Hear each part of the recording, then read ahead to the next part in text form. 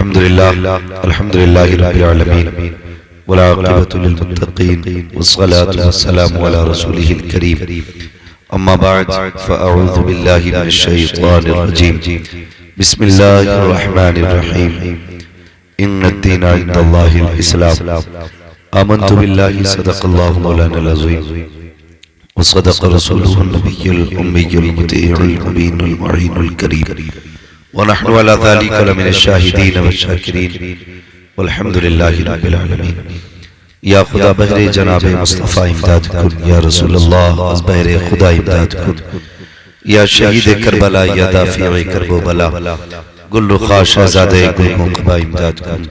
गौसे आज़म बने बेसरो सामा मददे क़िबले दी मददे काबे ईमा मददे बगिरदाबे बला उफ्ताद कश्ती मदद कुन मदद कुन मदद कुन या मुईनुद्दीन चिश्ती क़ादरी यमनारे या गौसे आज़म मीज़नम दमज़ शेख अहमद रज़ा ख़ां क़ुत्ब आलम मीज़नम बलग़ल उला बिकमालिही कशफ़त दुजा बिजमालिही हसनत जमीउ ख़िसालिही सल्लु अलैहि व आलिही।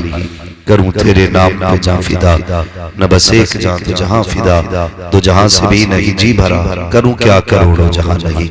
जिसको अपने नबी से जितनी मोहब्बत है उतनी आवाज के साथ रसूल और आले रसूल की बारगाह में दुरूद व सलाम की डालियां निछावर करें, पढ़े बावाज़ बुलंद अल्लाहुम्मा सल्ली सय्यदिना व शफीइना व नबीना मौलाना मुहम्मदिन बादिल जूदी वल करमी व आलिहि व अस्हाबिहि व बारिक व सल्लिम सलातु व सलामुन अलैका या रसूलल्लाह सल्लल्लाहु तआला अलैहि वसल्लम। मैं पहले तो आपको ये बता दूं, जिस महफिल में बैठे हो ये दादा की चौपाल नहीं है, ये हुजूर की महफिल है, लिहाजा लिमिट में बैठे, औकात से आगे ना बढ़े। दूसरी बात, कमेटी वाले हैं आप हैं कमेटी वाले भी के नहीं, ये दाएं बाएं इधर उधर बैठे हुए हैं। जो लोग अभी भी बातों में मसरूफ हैं ना, एक बात सुन लो, तुमसे 4 मेहमानों को संभाला नहीं जाएगा।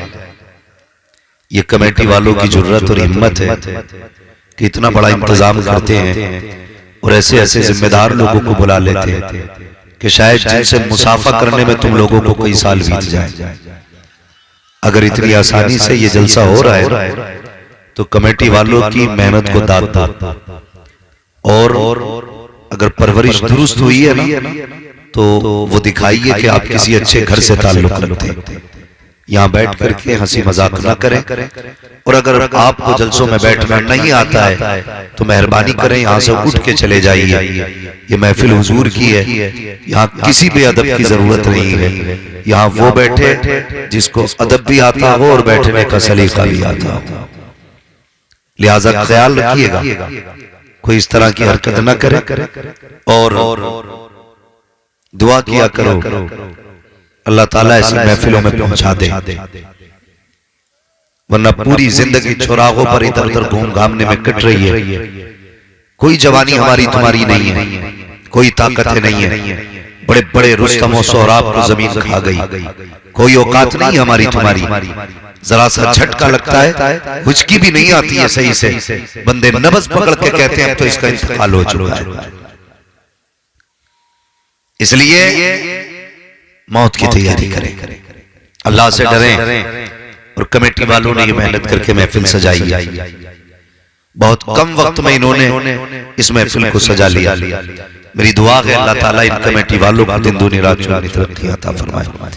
और मैं ये भी बता दूं, जलसे में सारे बदतमीज नहीं बैठे, मैं ऐसे चेहरे भी देख रहा हूं कि जब उनके सामने सिर्फ लफ्ज़ मदीना आ रहा था तो वो अपने इश्क का इजहार कर रहे थे।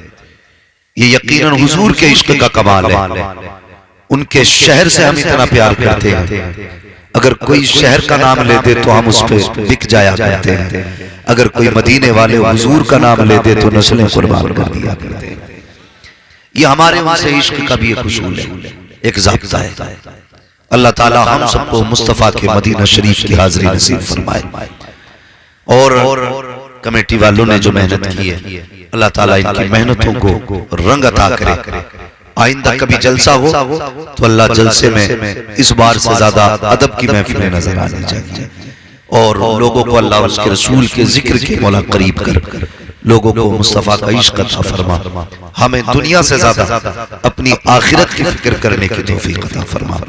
मेरे सामने छोटे छोटे बच्चे भी हैं, अक्सर नौजवान भी हैं, बहुत कम बड़े बूढ़े लोग हैं। दो बातें हैं, या तो बड़े बूढ़े आए नहीं हैं या दुनिया में है ही नहीं।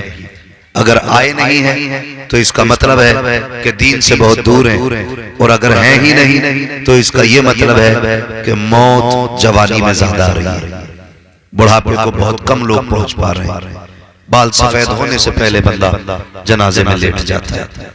इसलिए इस चीज की भी हमें फिक्र करनी है कि मरना है, मौत कभी भी आ सकती है। नौजवानों, अपनी जिंदगी की सुबह भी हुजूर के नाम करो, शाम भी हुजूर के नाम करो। कोशिश ये किया करो, सिर्फ जुमे में टोपी नहीं लगानी है, सिर्फ जलसे में टोपी नहीं लगानी है।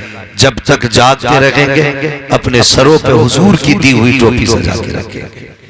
करेंगे इंशाअल्लाह, बोले इंशाअल्लाह। पाबंदी करेंगे टोपियों की इंशाअल्लाह। नाराज तो नहीं है ये पीछे वाले लोग? लगाएंगे इंशाअल्लाह टोपियां। अल्लाह ताला सबको टोपियां लगाने की तौफीक अता फरमाए। कई बार ये बात कही जाती है, मौलाना जरा बेटियों पे भी बोलना है। मैंने कई बार पूछा, कहा किस लिए?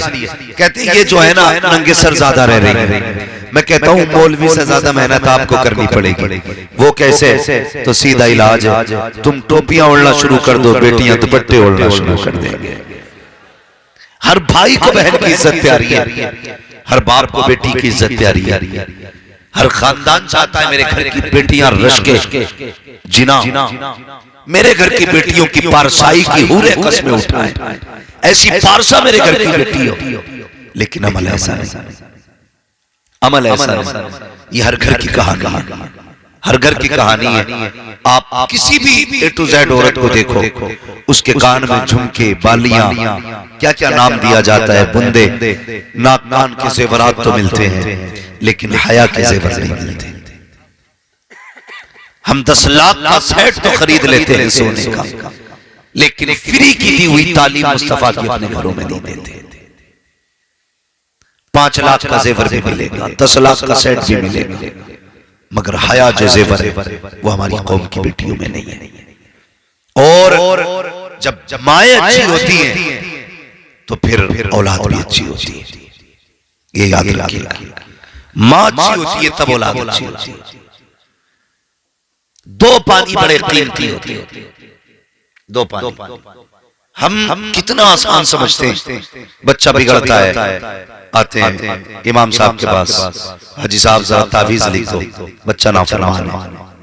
यही सोचते, इन्होंने तावीज लिखा दे दिया। तावीज ये बुजुर्गों का तरीका है, मैं इसका मुनकिर नहीं, लेकिन याद रखिएगा पहले आप अपने हिस्से का काम करें, उसके बाद फिर दुआ को छोड़ दें।